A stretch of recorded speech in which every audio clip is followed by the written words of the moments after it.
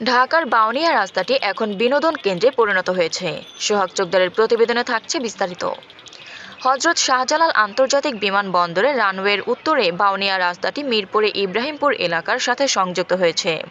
উত্তরার ৫ নম্বর সেক্টরের অন্তর্গত দলিপাড়া সংলগ্ন বাউনিয়া রাস্তাটির প্রায় আধা কিলোমিটার এলাকা জুড়ে দৈনিক হাজার হাজার দর্শনার্থীদের ভিড় লেগে থাকে।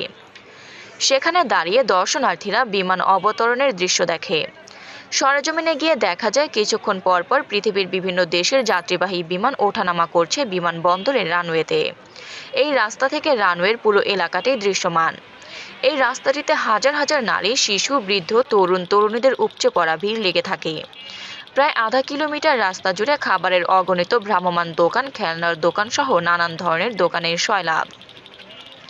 মানুষের ভিড়ের চাপে রাস্তাটি দিয়ে যানবাহন চলাচল করে অতি ধীর গতিতে। মাথার ওপর দিয়ে বিমান চলে যাওয়ার দৃশ্য অবলোকনের দর্শনার্থীদের আনন্দ যেন উছলে পড়ে।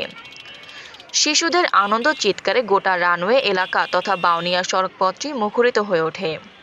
দর্শনার্থীদের অনুভূতি জানতে চাইলে অনেকেই বলেন যে বিমানে যাতায়াত করা সবার পক্ষে সম্ভবপর নয়, প্রয়োজন পড়ে না বেশিরভাগ মানুষের। দেশে অনেক নামি দামি পর্যটন কেন্দ্র, বিনোদন কেন্দ্র, আধুনিক পার্ক গড়ে উঠলেও সেখানে যাতায়াত এবং আনুষঙ্গিক খরচ করা যাওয়া সকলের পক্ষে সম্ভব নয়।